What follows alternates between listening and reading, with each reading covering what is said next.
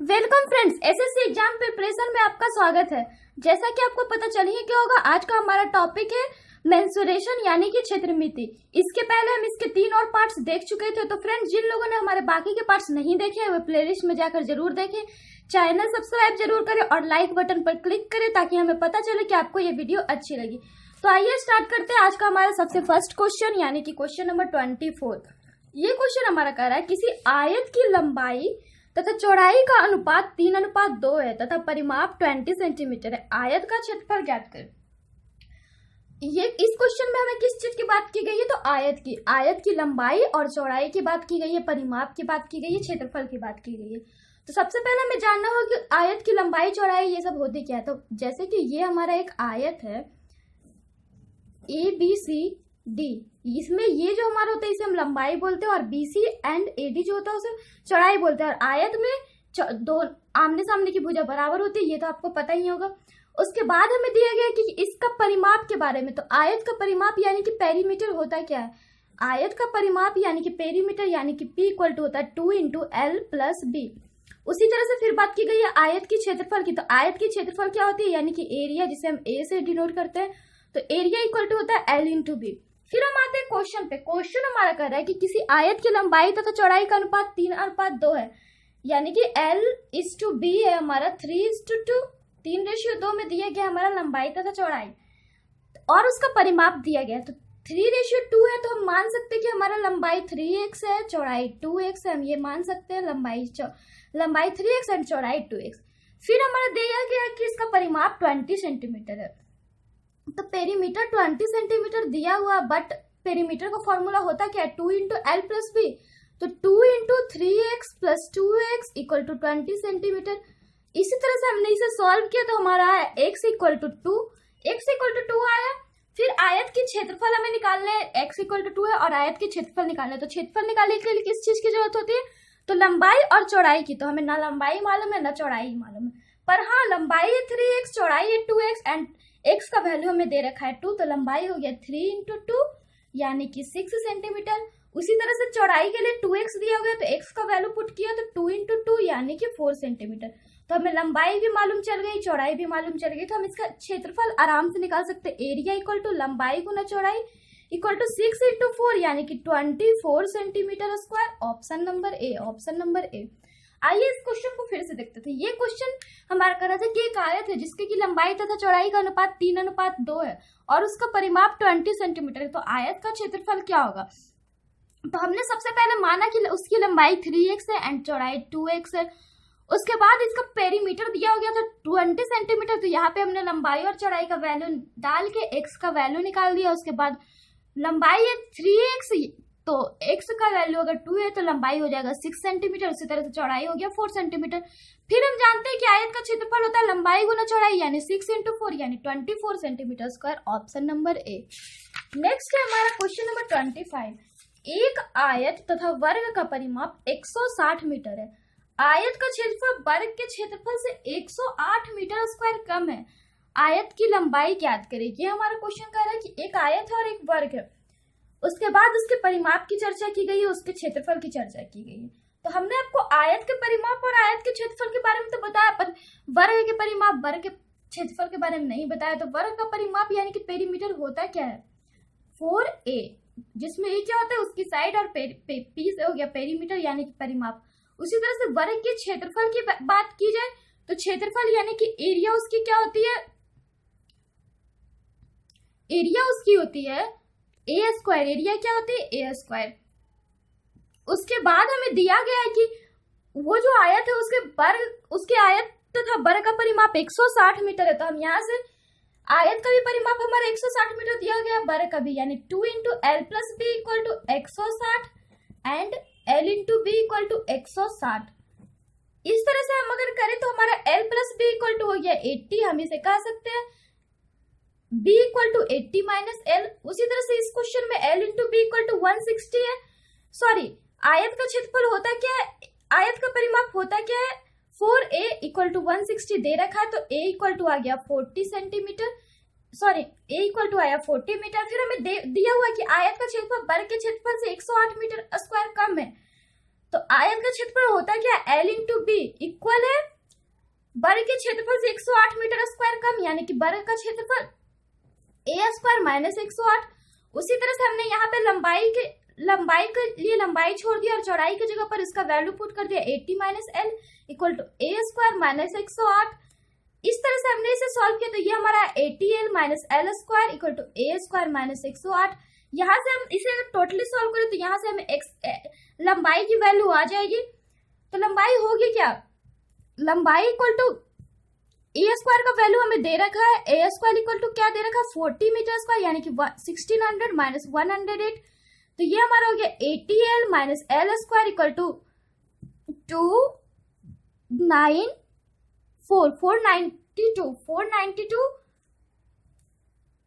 492 ये हमारा आ गया 80l minus L square equal to 492। यहाँ से आप एल का वैल्यू निकाल सकते हो। नेक्स्ट है हमारा क्वेश्चन नंबर 26। किसी कमरे के फर्श का परिमाप 18 मीटर है, कमरे की दीवारों का क्षेत्रफल ज्ञात करें यदि कमरे की ऊंचाई 3 मीटर है। ये हमारा क्वेश्चन क्या कर रहा है कि एक कमरा है जिसके फर्श का परिमाप 18 मीटर है, कमरे की दीवारों का क्षेत्रफल निकालना है यदि कमरे की ऊंचाई 3 मीटर है। तो हमें बात किस चीज की कर रहे थे, एक कमरे की और उसके फर्श की। तो कमरे का फर्श होता है क्या, आप अगर किसी भी कमरे को देखो तो उसका फर्श को अगर आप सिर्फ देख रहे हो यानी कि जमीन को, तो वो हमारा एक आयताकार रूप में होता है। तो आयत का परिमाप तो हम जानते हैं कितना होता है 2 इंटू एल प्लस बी। तो 2 इंटू एल प्लस बी यानी कि हमें 18 मीटर दे रखा है।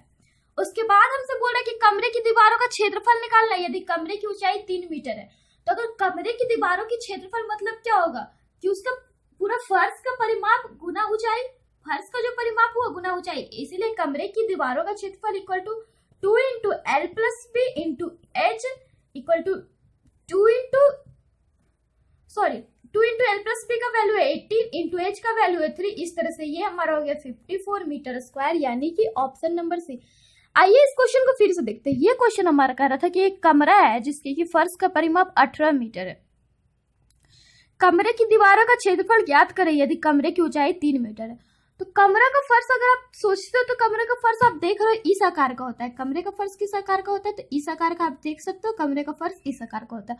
तो ये किस चीज का आकार है, तो एक आयत का, यानी कि कमरे का फर्श जो होता है एक आयत की जैसी होती है, तो उसका परिमाप हमें दे रखा है 18 मीटर। उसके बाद कह रहा है कि कमरे की दीवारों का क्षेत्रफल निकाले यदि कमरे की ऊंचाई 3 मीटर है। तो फिर हमसे पूछा है कि कमरे की दीवार का क्षेत्रफल क्या होगा, तो दीवार का बोल रहा है, तो दीवार का क्या हो जाएगा, जितना उसके फर्श का परिमाप होगा गुना ऊंचाई, यानी 2 into L plus B into H, यानी 18 इंटू 3 54 मीटर स्क्वायर। नेक्स्ट है हमारा क्वेश्चन नंबर 27। एक तार को वर्ग के रूप में मोड़ा गया जिसका क्षेत्रफल 81 सेंटीमीटर स्क्वायर है, यदि उसी तार को अर्धवृत्त के रूप में मोड़ा जाए तो अर्धवृत्त की त्रिज्या क्या होगी। ये हमारा क्वेश्चन क्या कर रहा है कि एक तार है जिसको कि अगर हम एक वर्ग के रूप में मोड़ते हैं तो उसका क्षेत्रफल 81 सेंटीमीटर है, यदि उसी तार को अर्धवृत्त के रूप में मोड़ दे तो अर्धवृत्त की त्रिज्या क्या होगी। तो हमने आपको पिछले पाठ में बताया कि अगर एक तार को हम किसी भी आकार में मोड़े पर उसका परिमाप हमेशा सेम होता है, उसके क्षेत्रफल में परिवर्तन हो सकते हैं पर परिमाप हमेशा सेम होता है, चाहे वो वृत्त हो या अर्धवृत्त हो या फिर वर्ग हो या फिर आयत हो या फिर कुछ भी हो। अगर कुछ भी हमारा आ जाए, तार को हम किसी भी आकार में मोड़ेंगे तो उसका क्षेत्रफल, उसका परिमाप हमेशा इक्वल होगा और क्षेत्रफल डिफरेंट होगा। तो कह रहे हैं कि एक तार को अगर वर्ग के रूप में मोड़ा जाए तो उसका क्षेत्रफल 81 सेंटीमीटर स्क्वायर है। एरिया ऑफ स्क्वायर हमें दे रखा है 81 सेंटीमीटर स्क्वायर। फिर कह रहा है यदि उसी तार को अर्धवृत्त के रूप में मोड़ा जाए तो अर्धवृत्त की त्रिज्या क्या होगी। हमसे निकालने क्या बोल रहा है, रेडियस ऑफ सेमी सर्किल हमसे निकालने बोल रहा है। तो हम इसे कैसे निकालेंगे, हमें मालूम है क्या, तो तार के वर्ग के रूप में मोड़ा गया तो उसका क्षेत्रफल हमें मालूम है। अगर तार को वर्ग के रूप में मोड़ा गया तो उसका क्षेत्रफल है 81 सेंटीमीटर स्क्वायर। यहाँ से हम इसका परिमाप निकाल के दोनों के परिमाप को इक्वल करके हम आराम से इसका त्रिज्या निकाल सकते हैं। तो अगर area of square 81 centimetre square है तो हमने बताया है कि एरिया ऑफ स्क्वायर होता है क्या है, ए स्क्वायर, यानी भुजा का स्क्वायर इक्वल टू 81, तो उसका भुजा क्या हो गया 9 सेंटीमीटर स्क्वायर, 9 सेंटीमीटर। यहाँ से हम इसका परिमाप निकाल सकते हैं, पेरीमीटर ऑफ स्क्वायर क्या हो जाएगा 4 इंटू साइड होता है तो 9 सेंटीमीटर यानी कि 36 सेंटीमीटर। फिर हमने आपको बताया कि तार को हम किसी भी रूप में क्यों ना मोड़ दे, उसका परिमाप हमेशा इक्वल होगा, यानी कि perimeter of square equal to होगा पेरीमीटर ऑफ सेमी सर्किल। तो पेरीमीटर ऑफ स्क्वायर तो दे रखा 36, पेरीमीटर ऑफ सेमी सर्किल का फॉर्मूला होता है 2r plus pi R, 2r plus pi R, 2r plus pi R. इसी तरह से ये हमारा हो गया 36 equal to r into 2 plus pi. तो हम यहाँ से देख रहे हैं कि हमारा पाई इक्वल टू आ रहा है, सॉरी r इक्वल टू आ रहा है 36 सेंटीमीटर, r इक्वल टू क्या आ रहा है 36 सेंटीमीटर, वो कैसे? तो ये हो गया 36 by 2, 36 by 2 plus pi equal to r। तो 36 बाई 2 प्लस 22 बाई 7, पाई का वैल्यू इक्वल टू r।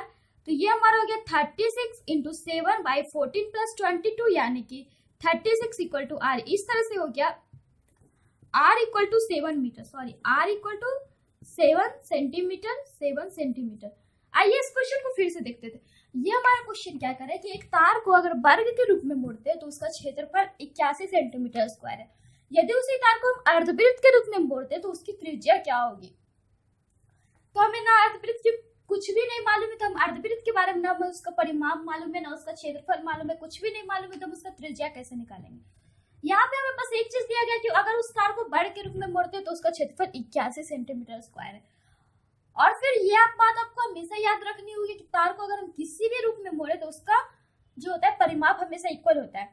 तो हम यहाँ से सबसे पहले कोशिश की कि वर्ग के रूप में मोड़े उसका परिमाप निकाल ले, उसके बाद दोनों को इक्वल करके हम इसका आराम से त्रिज्या निकाल दे। तो हमने यहाँ पे यही किया, एरिया दे रखा था 81 सेंटीमीटर स्क्वायर, यहाँ से हमने साइड निकाला तो 9 सेंटीमीटर, फिर यहाँ से पेरीमीटर निकाला तो 36 सेंटीमीटर, उसके बाद हमने दोनों को पेरीमीटर को इक्वल किया तो 36 equal to 2r plus pi R. इस तरह से हमारा आ गया रेडियस इक्वल टू 7 सेंटीमीटर, यानी कि ऑप्शन नंबर डी। नेक्स्ट है हमारा क्वेश्चन नंबर 28। किसी तार को एक वर्ग के रूप में मोड़ा गया जिसका क्षेत्रफल 121 सेंटीमीटर स्क्वायर है। यदि उसी तार को वृत्त के रूप में मोड़ा जाए तो वृत्त की त्रिज्या निकाले। ये क्वेश्चन आपका बिल्कुल पिछले क्वेश्चन टाइप का ही है, बस उसमें अर्धवृत्त था, इसमें वृत्त था, तो इसे भी हम उसी स्टाइल से बनाएंगे। तो कैसे बनाएंगे? कह रहा है कि एक तार को अगर एक वर्ग के रूप में मोड़ते तो उसका क्षेत्रफल 121 सेंटीमीटर स्क्वायर है।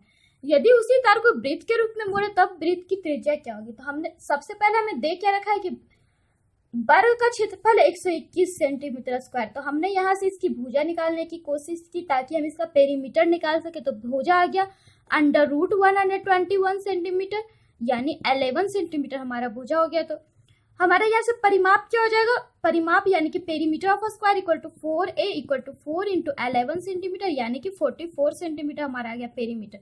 और तार को हम किसी भी रूप में मोड़े, हमने आपको पिछले क्वेश्चन में बताया उसका क्षेत्रफल हमेशा उसका परिमाप हमेशा इक्वल होगा, इसलिए perimeter of square equal to perimeter of circle. तो पेरीमीटर ऑफ स्क्वायर 44 दे रखा है, पेरीमीटर ऑफ सर्किल होता है 2 पाई आर। इस तरह से हम अगर निकाले तो 44 equal to 2 into 22/7 into R. तो हमारा आ गया r इक्वल टू 7 सेंटीमीटर, यानी कि ऑप्शन नंबर ए, ऑप्शन नंबर ए। नेक्स्ट है हमारा क्वेश्चन नंबर 29। 200 मीटर गुना 180 मीटर वाले आयताकार क्षेत्र के चारों ओर 10 मीटर चौड़ा रास्ता है, रास्ते का क्षेत्रफल ज्ञात करें। ये हमारा क्वेश्चन क्या करे कि एक आयताकार क्षेत्र है 200 मीटर गुना 180 मीटर का। माना कि ये एक आयताकार क्षेत्र है जिसकी की लंबाई है 200 मीटर और चौड़ाई 180 मीटर। क्षेत्र के चारों ओर 10 मीटर चौड़ा रास्ता है। हमने यहाँ पे एक रास्ता भी ड्रॉ कर दिया। ये रास्ता की चौड़ाई कितनी है? तो 10 मीटर, सारे की 10 मीटर चौड़ी रास्ते हैं। तो हमसे पूछ रहा है कि रास्ते का क्षेत्रफल ज्ञात होगा। हमने इसे नाम दे दिया A, B, C and D, इसे भी नाम दे दिया E, F, G and H। उसके बाद हमसे पूछ रहा है रास्ते का क्षेत्रफल। तो रास्ते का अगर क्षेत्रफल निकालना हो तो हम इसे कैसे निकालेंगे? रास्ते का क्षेत्रफल इक्वल टू होगा क्या? EFGH का क्षेत्रफल माइनस ABCD का क्षेत्रफल। अगर हम इसे निकाल लेते हैं तो हमारा रास्ते का क्षेत्रफल निकल जाएगा, बिकॉज रास्ते का क्षेत्रफल हम निकाल ही नहीं सकते। इधर से 10 मीटर, इधर से 10 मीटर, तो ये बीच में जो खाली है उसका क्षेत्रफल तो हम निकाल नहीं सकते बीच में खाली को हटा के।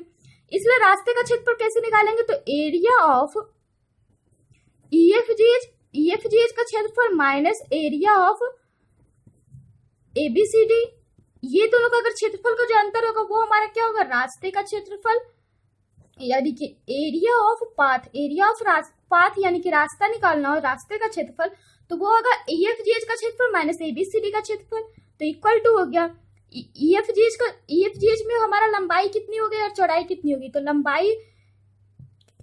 लंबाई हो गई 200 मीटर प्लस 10 यानी कि 220 मीटर, गुना हो जाए चौड़ाई एरिया ऑफ, ये हमारा एक आयत बना रहा है तो आयत की क्षेत्रफल होती है लंबाई गुना चौड़ाई, इसलिए 220 मीटर गुना 180 प्लस 20 यानी कि 200 metre, minus area of ABCD बोल रहा है तो 200 मीटर, ABCD में लंबाई है 200 मीटर, चौड़ाई है 180 मीटर।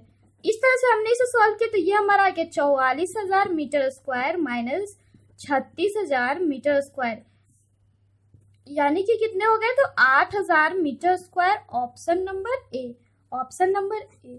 तो इस क्वेश्चन में हमने किया क्या, ये हमारा क्वेश्चन बोल रहा था कि एक 200 मीटर गुना 180 मीटर वाला आयताकार क्षेत्र के चारों ओर 10 मीटर चौड़ा रास्ता है, तो रास्ते का क्षेत्रफल क्या होगा, तो रास्ते का क्षेत्रफल हम अकेला नहीं निकाल सकते बिकॉज हमें पूरी लंबाई पूरी चौड़ाई तो इससे निकलती नहीं, तो रास्ते का क्षेत्रफल निकालने का एक तरीका होता है, वो क्या होता है, बाहरी पूरा क्षेत्रफल माइनस आयत का क्षेत्रफल, तो उसी तरह से हमने किया, तो बाहरी क्षेत्रफल है EFGH और आयत है ABCD, तो बाहर जो हमारे EFGH बन रहा है वो भी एक आयत बन रहा है, तो आयत का क्षेत्रफल होता है लंबाई गुना चौड़ाई, तो लंबाई कितनी हो गई 200 प्लस 10 यानी कि 220 मीटर, चौड़ाई कितनी हो गई, तो 180 प्लस 10 प्लस 10 180 प्लस 10 यानी कि 200 मीटर, इस तरह से हमने इसे निकाला, तो ये हमारा 8,000 मीटर स्क्वायर यानी कि ऑप्शन नंबर ए।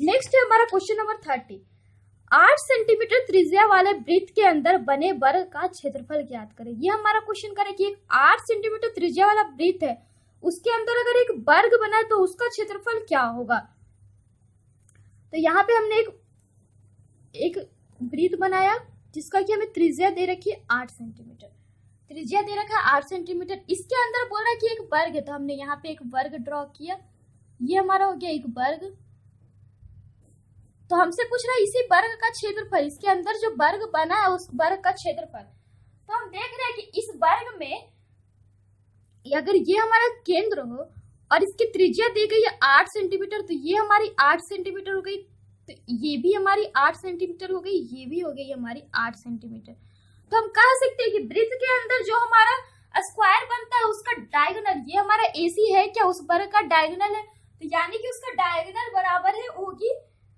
वर्ग के विकर्ण बराबर है वृत्त की त्रिज्या की, तो आप देख रहे हैं भुजा बराबर नहीं होगी, भुजा एक जीवा बना रही है, बट ये जो हमारा विकर्ण बना रही है वो एक विकर्ण बन रही है जो कि त्रिज्या से बन रही है, तो इसी तरह से ये हमारा हम कह सकते हैं कि स्क्वायर का विकर्ण, square of diagonal, sorry diagonal of square,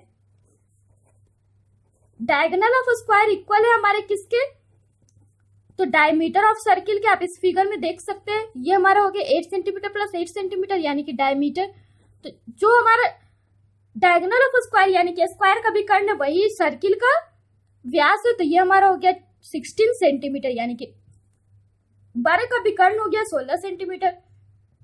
तो हमसे पूछ रहा है उसके वर्ग का क्षेत्रफल, तो हम वर्ग के विकर्ण का फॉर्मूला जानते हैं कितना, तो √2a, तो a इक्वल टू हो गया 16/√2 सेंटीमीटर। उसके बाद हमसे पूछ रहा है उसके अंदर बने वर्ग का क्षेत्रफल, तो क्षेत्रफल यानी कि एरिया क्या हो जाएगी, तो a का स्क्वायर यानी कि 16/√2 का स्क्वायर सेंटीमीटर स्क्वायर, इस तरह से ये हमारा हो गया 16 × 16/2 यानी कि 128 centimetre square, option number C. आइए इस क्वेश्चन को फिर से देखते हैं। ये हमारा क्वेश्चन कर रहे थे कि एक 8 सेंटीमीटर त्रिज्या का एक वृत्त है, उसके अंदर अगर वर्ग बनाया जाए तो उसका क्षेत्रफल क्या हो गया, तो हमने वही किया, एक 8 सेंटीमीटर त्रिज्या वाला वृत्त बनाया, उसके अंदर वर्ग बनाया, तो हम देख रहे हैं कि वर्ग का जो विकर्ण है वो वृत्त के व्यास के बराबर हो रहा है, तो हम वहां से उसकी भुजा निकाल के उसका क्षेत्रफल निकाल दिए। तो आज के लिए बस इतना ही, ये हमारे 500 क्वेश्चंस की सीट होगी। आज हमने आपको बताया क्वेश्चन नंबर 30 तक। आगे के क्वेश्चंस के लिए आप हमारे चैनल के साथ बने रहिए। Then bye and take care.